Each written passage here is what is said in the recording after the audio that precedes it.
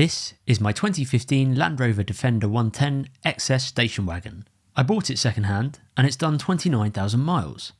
I sold my camper van because I needed something that was more capable for off-road work in the woods.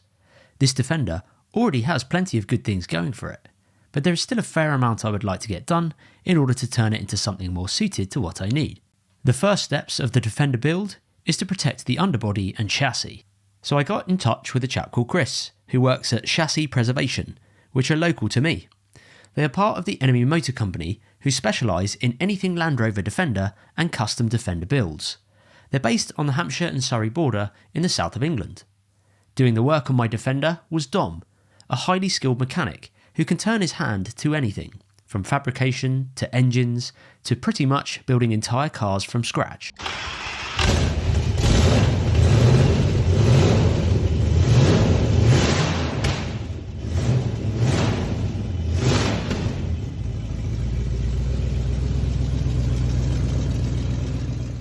He's a top bloke and really knows his stuff.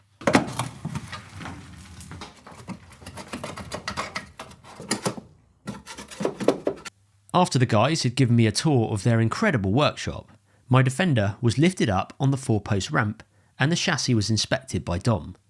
Before Dom even begins on jet washing the underneath of the Defender, he removes any large stubborn pieces of dried mud and dirt that might not come off with the jet wash.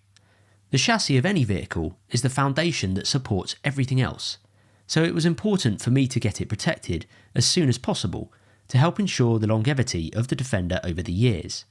Rust-proofing is essential, especially with Land Rovers. The guys at Chassis Preservation use Lanoguard to rust-proof the chassis. Lanoguard is highly effective at rust-proofing because of its ability to hermetically seal the surface of the metal and prevent oxidization. It contains the natural ingredient lanolin, which is a waxy substance that sheep naturally produce to protect their wool. Once applied, Lanoguard is jet wash resistant to 3000 psi, so you can still clean the underbody of your vehicle and the Lanoguard will still remain in place, protecting the metal surface.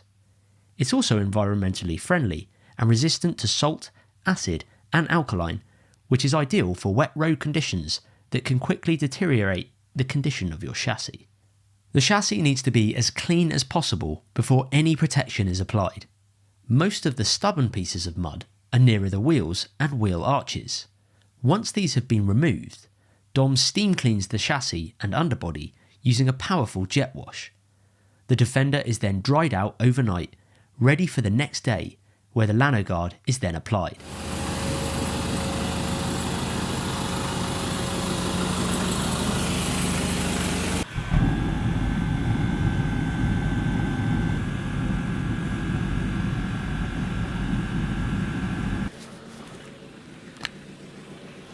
You join us here on day 2 where we've got the car, it's been drying in the workshop. Dom's going to now get it up on the ramp where he can get underneath it and start to apply the Lanoguard.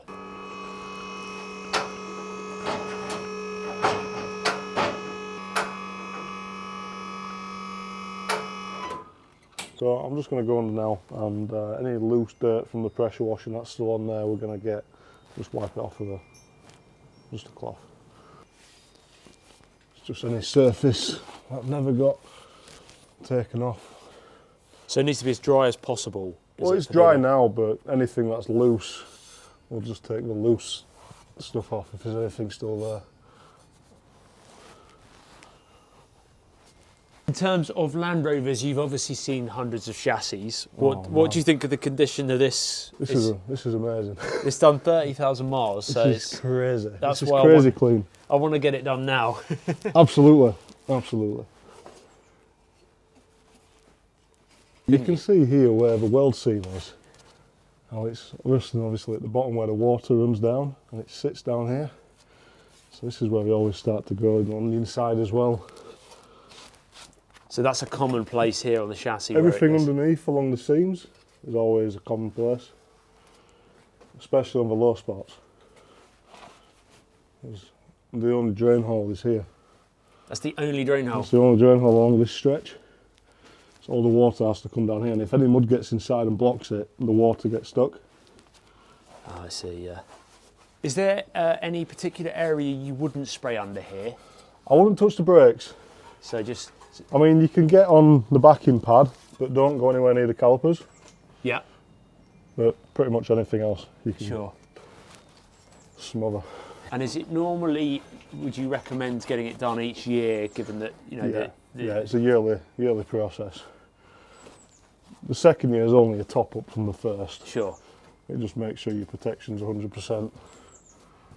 In terms of common areas for Land Rover, this style Land Rover, you know, the older model, I call them the older model now, but Right. this style Land Rover, Yeah. what are common problems that would go on them first?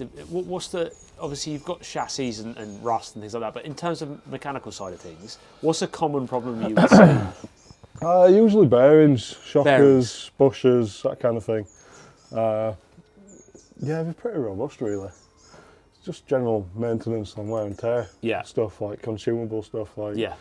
the bushers and that. Is that because people are off-roading, obviously, or Yeah, hitting harder terrain? you just get neglected. Not Yeah. a lot of people do them really. Yeah. You can imagine when this is all covered in grease and grime and mud, nobody wants to get underneath That's and true, yeah. start knocking bushes out. So we just kind of leave them. Yeah. They don't get any better either. So I bet, yeah.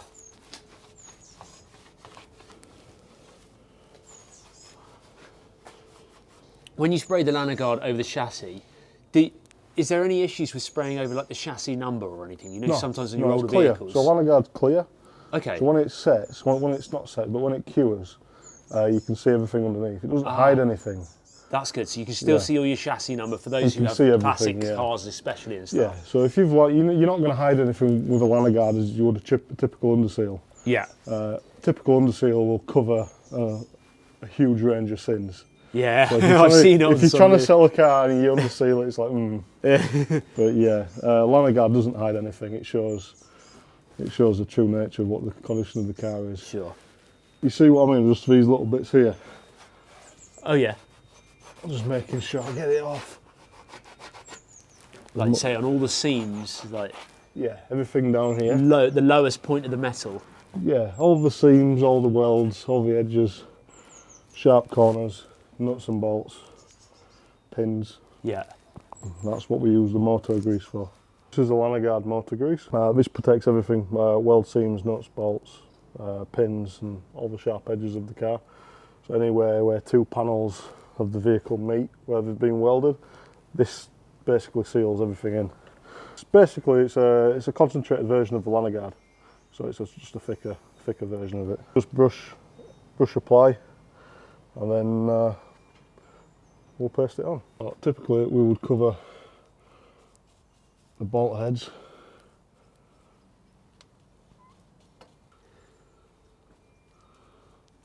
So it's quite good attention to detail, really. That Oh yeah, you know, absolutely. it's a proper job. It's not half. You don't just put the spray straight on. No, a lot of people would.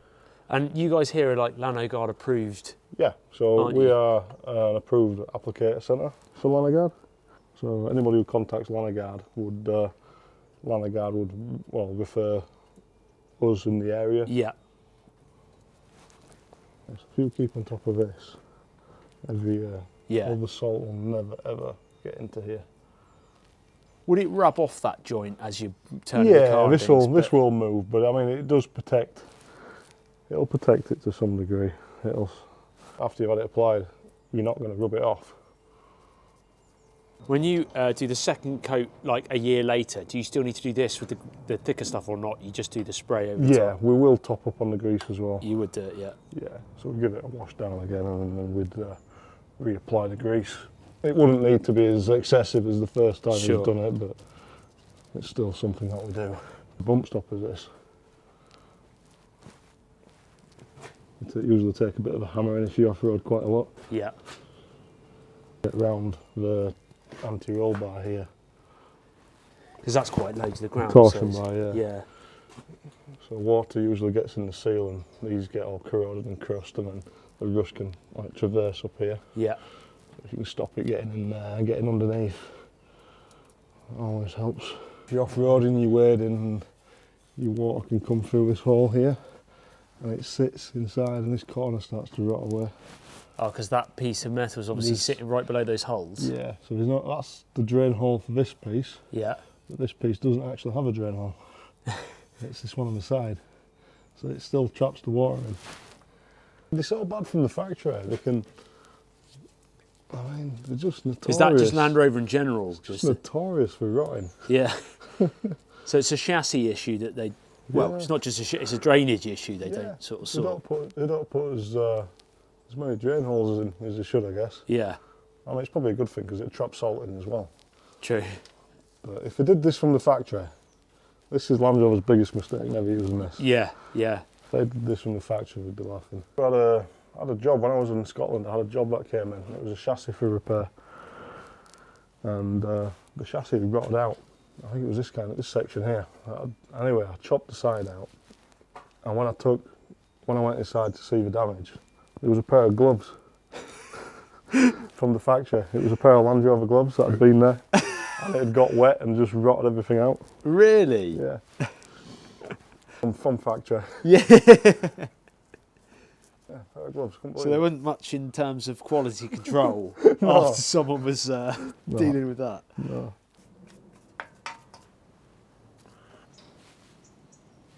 This is important, our outrigger, because everything stems from this one. From this one at the front? Yeah, because your bulkhead here is all mounted from this. So you want to make sure that's not going to go. But yeah, if you ever need to know what it is, that's what your chassis number is. And so Lanoguard can go over that and Yeah, you'll still yeah. be able to read it. Yeah, absolutely. So what's the next stage? You've just done all the So the now world we've got sims. the thinner Lanoguard. This is the watered down version. As you can see, it's a liquid. So then now this gets put into the sprayer, and we'll now spray onto the chassis, and it searches into all the cracks and the crevices and the stuff that we've not got or we couldn't reach with a brush. And this will then give it a film of protection against the salt and the road grime and everything else. Do you go inside the chassis as well? Yes, so that's what this nozzle is here. Because So a this lot is- of people wouldn't do that, would they? No. So this is what we use this for.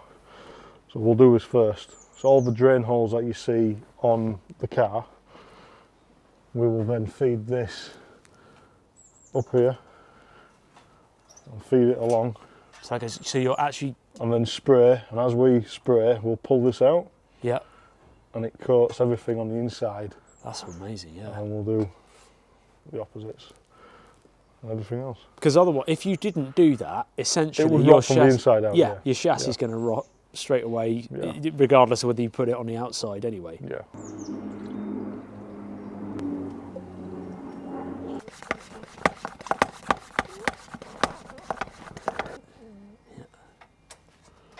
Get that in as far as we can.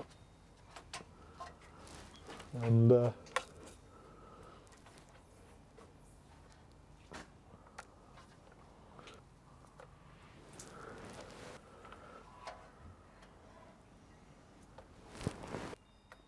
Yeah, so it spreads it inside the chassis quite well.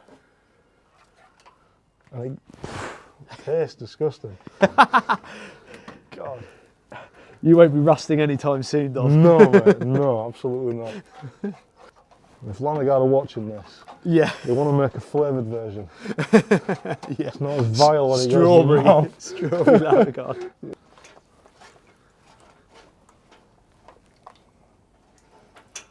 So we'll go this way, go that way, and then we go through all the side holes, Yeah. just to make sure we get everything in there.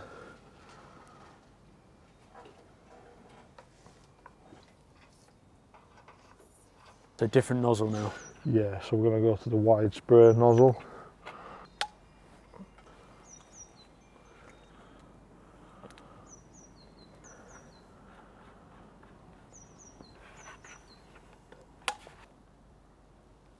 So next stage is the anything you see now, is it? Pretty much everything you see. Try and avoid the tyres, try and avoid the brakes. Everything else is fair game. This is the fun bit, I can imagine.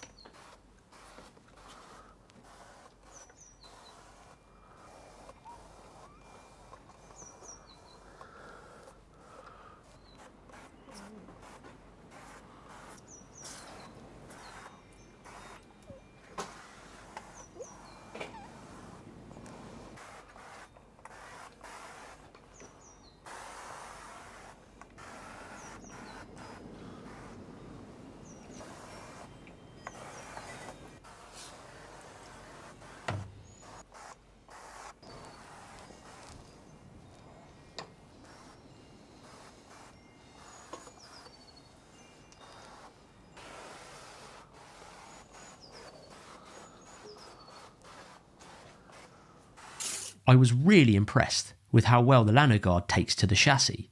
Here are a few before and after shots of the chassis. You can clearly see where the Lanoguard has been applied, and it gives me great peace of mind knowing that the underbody of the Defender, which, let's face it, takes a right old beating over the years, is going to be well protected from the elements. It's a 2-day process due to the fact that the guys ensure the chassis is completely dry after the steam clean, before applying the Lanoguard. After a few hours, the Lanoguard had dried, and I was ready to get my Defender back on the road. It was a pleasure working with the guys at Chassis Preservation. Be sure to follow what they do on Instagram and Facebook. I will leave a link below to their website too. I'm looking forward to returning to them for more custom work on the Defender. Stay tuned for the next episode soon. Cheers for watching, and I'll see you guys in the next one.